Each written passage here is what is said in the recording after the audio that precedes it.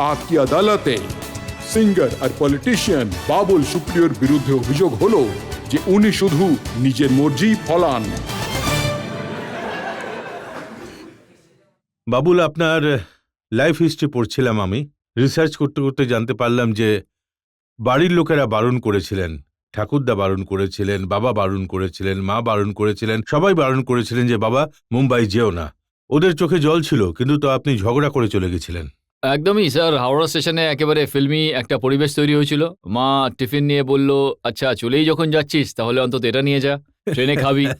আমি standard chartered ব্যাংকে 20 বছর বয়সে চাকরি পেয়ে গিয়েছিলাম, কিন্তু আমি মনে প্রাণে বিশ্বাস করি যে জীবনের সুযোগ একবারই আসে। আপনাকে যদি কারোর কথা শুনতেই হয়, কথা তো কারো না কারো শুনতেই হবে জীবনে। যদি শুনতেই হয় তাহলে শুধু নিজের মনের কথাই শুনুন, মনের কথাটা শুনুন। ইফ ইউ আর হ্যাপি, আপনি যদি জীবনে কিছু ট্রাই করেন, সে ফেলও করতে পারেন, কিন্তু আপনি চেষ্টা করেছেন, তার জন্য যে আনন্দটা আছে না, সেটা আপনাকে পরবর্তী যে কোনো রিস্কি কিছু ট্রাই করতে আপনাকে সাহস, আপনাকে এতে কি সাহায্য খুশি করবে। হয়েছিলেন যে হাতে আসা সুন্দর চাকরি ছেড়ে মুম্বাইয়ের ফুটপাতে শুতে চলে গেলেন? আসলে কি জানেন, সঙ্গীত আমাকে ঈশ্বরের দেওয়া একটা দান, যেটা আমি উত্তরাধিকার সূত্রে পেয়েছি। আমার ঠাকুরদা এনসি বড়াল খুবই বিখ্যাত সুরকার, গীতিকার ছিলেন। বাবা, কাকা সবাই গান করতেন। এটা আমার মনে হতো যে আমার না সবসময় নদীর ওপারে কি রয়েছে সেটা দেখার সবসময় খুব ইচ্ছে ছিল। আর আমার মনে হয়েছিল যে ঈশ্বর যদি আমাকে এই গান গাওয়ার ক্ষমতা দিয়েই থাকেন, আর আমার মধ্যে যদি বলিউড সিঙ্গার হওয়ার ইচ্ছে থাকে, তাহলে দুটো কোনো না কোনোভাবে একে অপরের সঙ্গে মানে ঠিক গলা জড়াজড়ি করবেই। তো it is for me to live something and go to Bombay. At least যে শহরে বলিউড রয়েছে সেই শহরে তো যাবই। ওখানে পৌঁছে চাকরি যদি সেই করতেই হয়, আমি বাবার একমাত্র ছেলে। বাবা ভেবেছিলেন যে ছেলে বকে গেছে, কিন্তু যদি ওখানে গিয়ে আমার যে লক্ষ্যটা, সেই লক্ষ্যে যদি আমি পৌঁছতে পারি, তাহলে শেষমেশ বাবাই খুশি হবেন, এইটা আমার মাথায় ছিল। আর ফেল হলো, কোনো কাগজে তো আর ছাপা হতো না বাবুল সুপ্রিয় ব্যর্থ হয়েছেন। আমাকে তো কেউ চিনতই না সেই সময়। তো I just wanted to do it.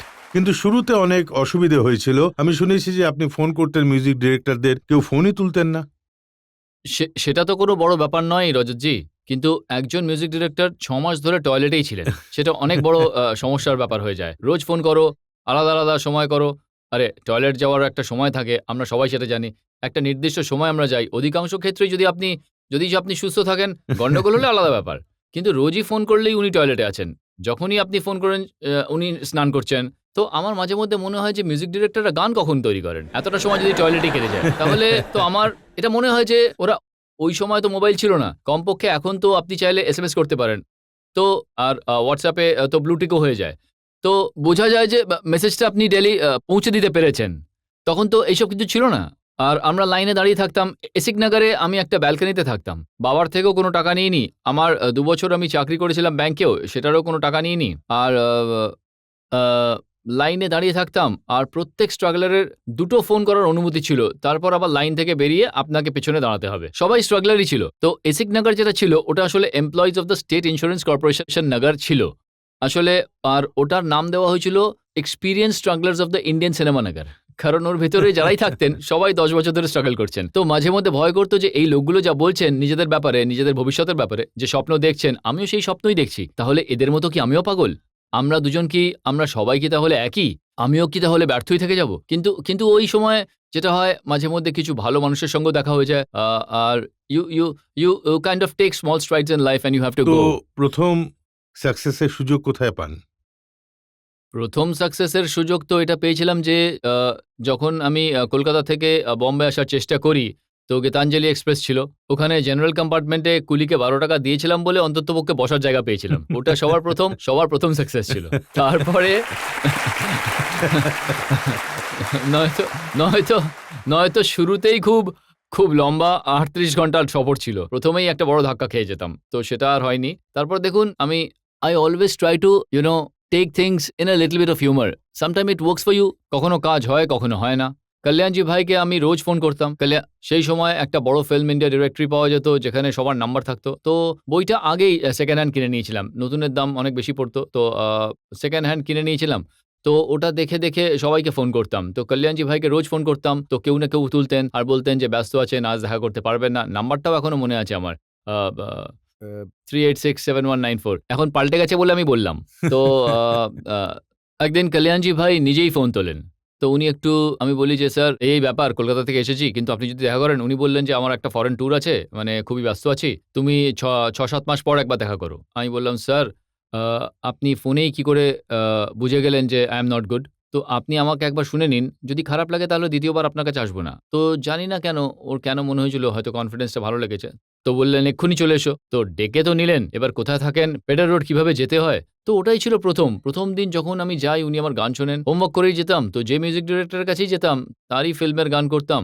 তো ওকে মেরা জীবন কোরা কাগজ শুনিয়েছিলাম। ওর ভালো লাগে, উনি আমাকে অপেক্ষা করতে বলেন যে কিছুক্ষণ অপেক্ষা করো, আমার সঙ্গে ডিনার করবে। তখন উনি বলেন যে চিন্তা করো না, তোমার মা-বাবাকে ডেকে নাও। আমি ওদের বোঝাবো যে ব্যাংকে চাকরি করার জন্য এত জোর করবেন না ছেলেকে, ওকে বম্বেতেই থাকতে দিন, কিছু না কিছু ঠিক হয়ে যাবে। তখন ইমিডিয়েটলি উনি আমাকে, বচ্চন সাহেবের ওয়ার্ল্ড ট্যুর হচ্ছিল, হওয়ার কথা ছিল। উনি আমাকে রেকমেন্ড করলেন আর ওরা আমাকে নিয়ে নেন। মানে প্রথমবার পাসপোর্টে আমার ছাপ পড়ে। আমি বচ্চন সাহেবের সঙ্গে ওয়ার্ল্ড ট্যুরে যাই ১৯৯৩ সাল। তো that was my first break. আর উনার যে শোটা ছিল বচ্চন সাহেবের, সেটাও দেখুন কিরকম সারপ্রাইজ ছিল আমার কাছে। সেটা ওই ওয়েম্বলি এরিনাতে স্টেডিয়ামে শোটা হচ্ছিল। It got released as a film, Jumma Chumma in London. আপনার হয়তো মনে থাকবে। তো আমরা 93 মার্চে ওই ট্যুরটা করি। আর 1992 তে অ্যারাউন্ড অগাস্ট নাগাদ আমার ব্যাংকের কাছে প্যারাডাইস সিনেমা হলে স্প্ল্যানেডে আমি ওই সিনেমাটা দেখেছিলাম, ওই শোটা। আর আমার মনে হয়েছিল যে এত বড়, এত লার্জার দ্যান লাইফ কি করে একটা শো হতে পারে। লিটল ডিড আই নো যে in 6 months life will give me a surprise and I will be in that show. So risk নিতে থাকুন। Sometimes you get a beating, sometimes you get a good sense of success. কিন্তু আপনি এত সাফল্য পেয়েছেন, একটু আগেই আপনার কিছু গানের অংশ দেখছিলাম, একটার পর একটা সুপারহিট গান রয়েছে আপনার। আর আপনি এতটাই জেদি যে গান ছেড়ে দিয়ে ভাবলেন আমি অ্যাক্টর হব। যদি আপনার মধ্যে একটু মানে আপনার মধ্যে একটু আধটু পাগলামি যদি না থাকে, তাহলে মেয়েরাও আপনার প্রেমে পড়তে ভয় পাবে। একটু তো শাহরুখ খানের প্রথম যে সিনেমাটা ছিল তার নাম হলো দিওয়ানা। তো একটু দিওয়ানগি থাকা উচিত। তরুণ মজুমদার সাহেব সিনেমা বানাচ্ছিলেন, ওর সঙ্গে আমার দেখা হয়। আর আমি মানে আমাদের দেখা হয়, ওর সিনেমার গান গাইতেই আমি গিয়েছিলাম, প্লেব্যাক করতেই গিয়েছিলাম।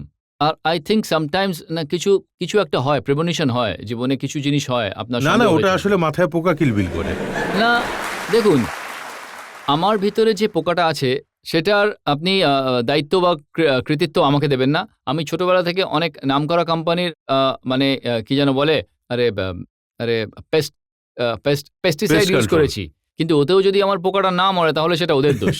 তো জোকটা খুবই বাজে ছিল, কিন্তু আমি মনে করি যে তরুণ মজুমদারের জন্য যখন আমি গান গাইতে গিয়েছিলাম, তো উনি অনেক ভালো ভালো সব দুর্দান্ত ব্ল্যাক অ্যান্ড হোয়াইট ছবি বানিয়েছিলেন। এই যে তাপস পাল আছেন, যিনি এখন টিএমসির এমপি, উনি ওনাকে নিয়ে খুব বড় বড় সুপারহিট সিনেমা বানিয়েছেন।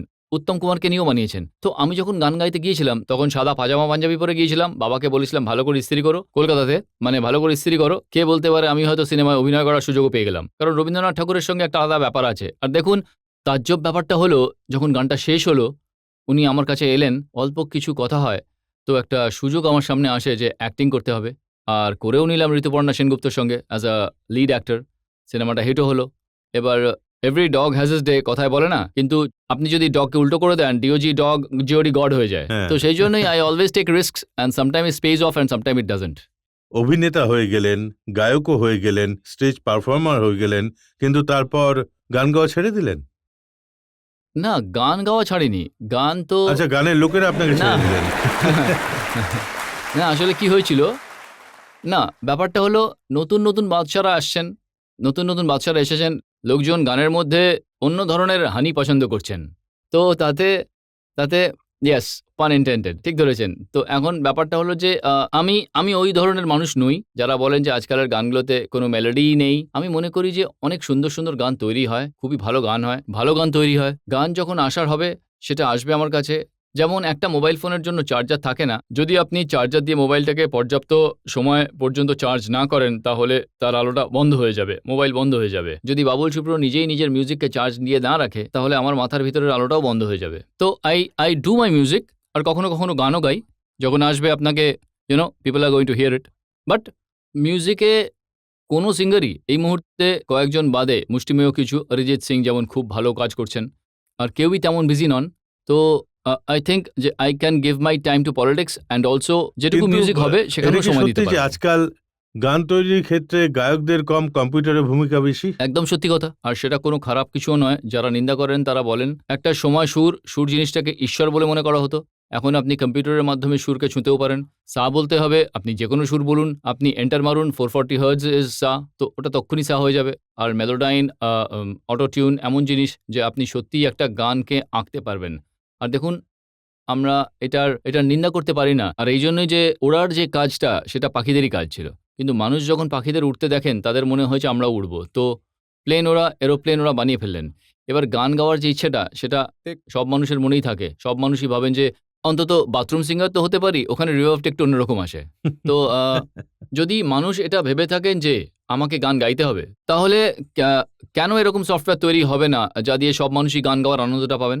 আর সেই গানটা যদি মানুষ পছন্দ করেন, ডেমোক্রেটিক কান্ট্রি এটা, you have to accept it. তো আমি এটা মানে কি যেন বলে, পেসিমিস্টিক অ্যাপ্রোচ আমি কখনোই নিতে চাই না। আমার মনে হয় যে সঙ্গীত যখন আমাকে কিছুটা সময় দিয়েছে, যখন অতটা বেশি কাজ নেই, তো খারাপ তো কিছু হয়নি, ভালো জায়গাতে সেই ল্যান্ড কিন্তু করেছি। আপনি এখন পার্লামেন্টে পৌঁছে গেছেন, মন্ত্রী হয়ে গেছেন, তো যারা আপনার পার্টির অন্য যেসব এমপিরা আছেন তাদের আপনি গান শেখাচ্ছেন। হেমাজি কখনো গান গাননি, অভিনয় করতেন। হেমা মালিনীকে আপনি গান শিখিয়ে দিয়েছেন। আসলে দেখুন, আমি আপনাকে আগেই বলেছি যে প্রতিটা মানুষের মধ্যেই গান গাওয়ার একটা ইচ্ছে থাকে, কোথাও না কোথাও লুকোনো থাকে। যদি আপনাকেও সুযোগ দেওয়া হয় যে আপনি বৌদিকে একটা সুন্দর গান শোনাতে পারবেন, হ্যাঁ,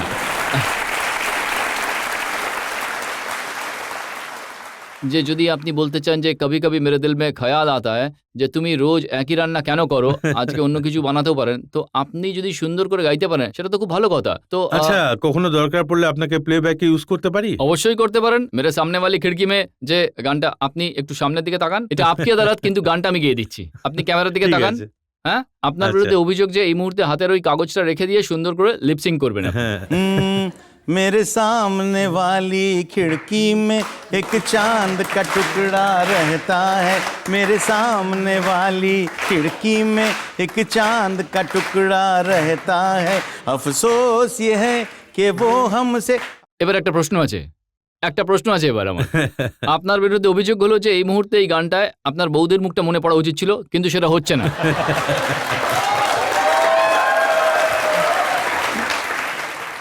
আমার তো সবসময় একটাই মুখ মনে পড়ে। আমি জানি। জানেন নিশ্চয়। হ্যাঁ,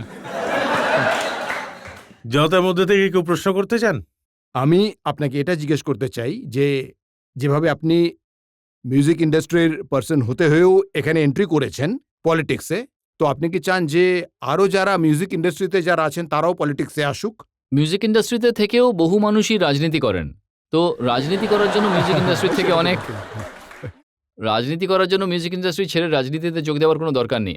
আমি চেষ্টা করেছি, আমি মনে করি যে গানের মধ্যেও I cater to people's request and made them happy.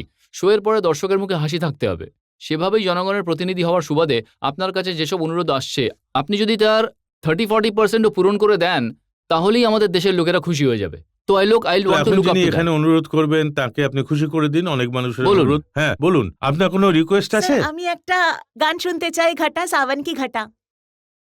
এবার দেখুন, আপনি দেখুন এটা একটা কত বড় স্যুপ। এটা মানে আপনাদের পুরো দেশেই বেশ বাজে রকমের একটা সমস্যা চলছে। মানে বৃষ্টি হচ্ছে না, পর্যাপ্ত জল পাওয়া যাচ্ছে না। সারা দেশের, আমাদের গোটা দেশের জনগণ তারা প্রার্থনা করছে যে ভাই এবার যেন বৃষ্টি আসুক। আর এই সময় যদি আমি হটা সাवन की ঘটা গেয়ে দিই তাহলে পলিটিক্যাল ভুল হয়ে যাবে। না না, গান তো স্যার কিন্তু আপনি গাইতেই পারেন। কিন্তু আপনি যেহেতু অনুরোধ করেছেন, আমি এটাকে সলমান খানের একটা হিট সিনেমার গান বলে গেয়ে দেবো, যাতে আমি বেঁচে যেতে পারি। আমার কোনো দোষ নেই, এটা একটা হিট গান সলমান ভাইয়ের, আমি গেয়ে দিচ্ছি। मेरे सपनों का वो राजा, मेरे दिल का वो राजकुमार, मैं तो उसकी दीवानी बनूंगी, उस पे आने लगा मुझको प्यार। अरे करता हूँ उसका मैं अब इंतजार, करता हूँ उसका मैं अब इंतजार, ये तो है तुझको पता। ये আপনার যেটা ফেভারিট গান স্যার সেটা একবার শুনিয়ে দিন।